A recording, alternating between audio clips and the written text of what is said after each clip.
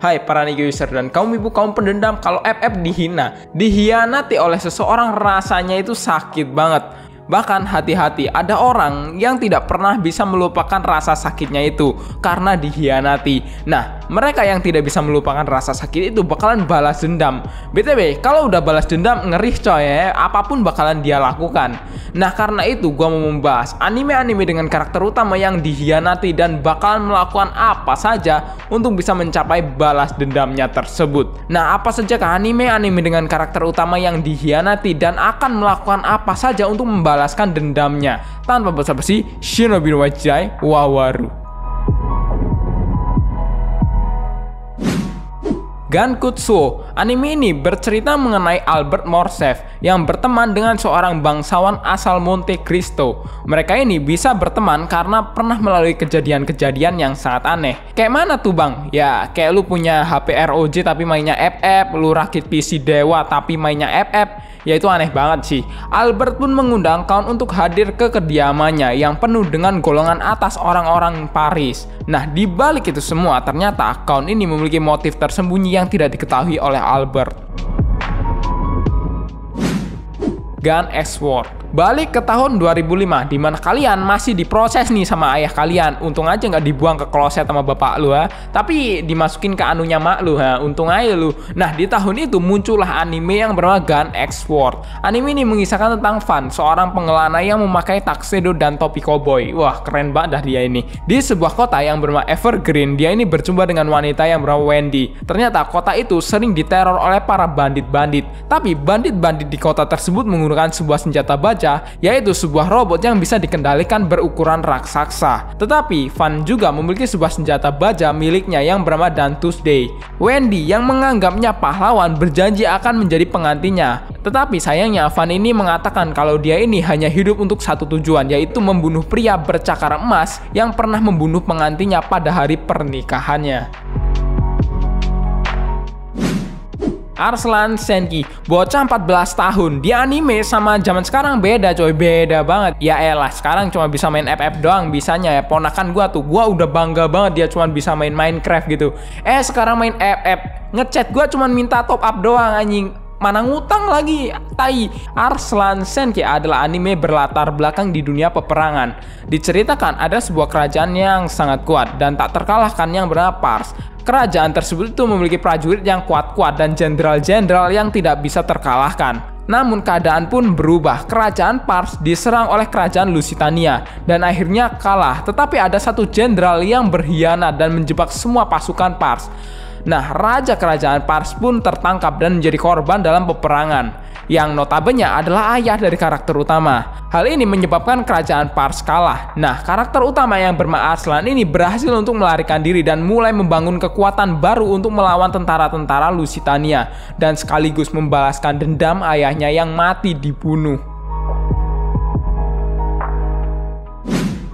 Kaifuku Jutsushi no Yari Naoshi. Dan ya kisah balas dendam yang paling kita tahu lah ya, yaitu Lord Keharu. Tapi jangan lu tonton bulan puasa dulu anime ini, bukan karena sadisnya ya, tapi karena temanya pembalasan dendamnya itu tuh pembalasan dendam dengan skidi coy. Ketika Keharu memperoleh kekuatannya sebagai pahlawan tetapi memiliki role healer, dia ini berpikir kalau masa depannya akan cerah, tetapi sayang yang datang adalah penderitaan yang sangat hebat. Dan dia ini menjadi sebuah sasaran penyiksaan dan pelecehan selama bertahun-tahun. Keterampilan healernya Keharu ini memungkinkan dia secara diam-diam mengumpulkan ingatan dari orang-orang yang dia sembuhkan. Karena itulah penderitaan orang-orang yang dia sembuhkan juga menyakiti mentalnya. Nah, hal tersebutlah yang membuat orang-orang, terutama si putri kerajaan ini, menganggapnya tidak berguna sama sekali. Tetapi ada suatu ketika dia ini memiliki sebuah kesempatan pergi ke masa lalu dan membalaskan dendamnya tersebut guys.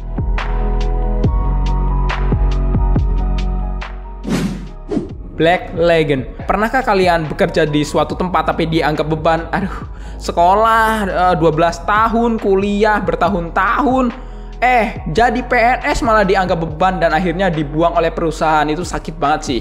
Nah, anime inilah yang mengangkat cerita seperti itu. Berkisah mengenai karakter yang bernama Rokuro Okajima, seorang pengawal di sebuah perusahaan Jepang yang kesehariannya hanya berinteraksi dan melayani klien. Namun pada suatu hari, akhirnya dia ini mendapat kesempatan melakukan pekerjaan pengiriman ke Asia Tenggara. Dalam perjalanannya, dia ini ditangkap oleh tentara bayaran yang bernama Black Legend yang menginginkan sebuah benda yang dia bawa. Ketika dirinya ini diculik, Rokuro menyadari bahwa dirinya ini telah dibuang oleh perusahaannya. Dan pada akhirnya Rokuro memutuskan untuk ikut bergabung ke Black Legend dan membalaskan dendamnya. Skip Beat bercerita tentang seorang gadis yang bernama Kyoko Mogami yang bekerja keras demi dapat hidup di apartemen mewah dengan So, sahabat kecilnya di Tokyo yang sekaligus cowok yang dia taksir. Setelah itu, dia ini meninggalkan Kyoto demi mewujudkan impian kekasihnya itu. Nah, hal kayak gini nih yang lagi rame di Facebook. Ciwi-ciwi yang terlalu over ngebela idamannya. Udah tahu ngerokok masih dibela kayak agama anjing. Tetapi, show ini hanya menganggap Kyoko sebagai pembantunya, yang akhirnya juga ditinggalkan oleh kekasihnya. Lalu dengan lantangnya, Kyoko mengatakan bahwa dia akan membalaskan dendam kepada Sho. Tetapi, hal itu hanya bisa dia lakukan dengan memasuki dunia yang sama dengan Sho, yaitu dunia hiburan. Black Butler atau Kuroshitsuji. Seal Phantom Hive adalah seorang bocah laki-laki berumur 12 tahun yang harus memikul tanggung jawab sebagai seorang kepala keluarga Phantom Hive, sekaligus pemimpin perusahaan mainan dan permen milik keluarganya. Anak kaya nih, tapi jangan senang dulu, gua lebih milih lahir jadi Rafathar yang hidupnya biasa saja, tidak mewah, daripada jadi dia ini. Seal ini memiliki masa lalu yang sangat kelam, di mana kedua orang tua dan seluruh keluarganya ini dibunuh, bahkan kediamannya juga dihancurkan. Seal ini mengalami banyak sekali penyiksaan yang sangat mengerikan. Bahkan dia ini dijual dan dijadikan sebagai pengorbanan dalam suatu upacara sesat. Nah, saat Seal ini hampir terbunuh, timbullah keinginan untuk memiliki sebuah kekuatan. Kemudian datanglah iblis. Seal akhirnya mengikat kontrak dengan sang iblis dan memiliki tanda kontrak di mata kanannya dan tangan kanan sang iblis. Dalam perjanjian kontraknya tersebut, si iblis akan membantu Seal untuk mencapai tujuannya, yaitu membalaskan dendamnya, dan sebagai imbalannya jiwa Seal ini akan diambil oleh sang iblis. Vinland Saga. Nah, kalau kita bicara tentang dendam Kusumat, kayaknya anime ini nggak bakalan ada tandingannya, dah parah banget men anjir.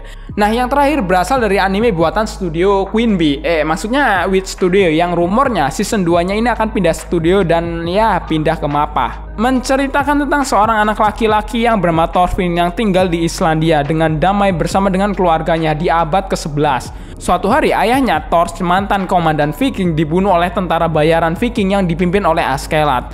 Thorfinn melihat ayahnya ini dibunuh di depan matanya dengan sangat licik. Nah, sekarang ini Thorfinn dijadikan sebuah alat untuk berperang oleh Askelat.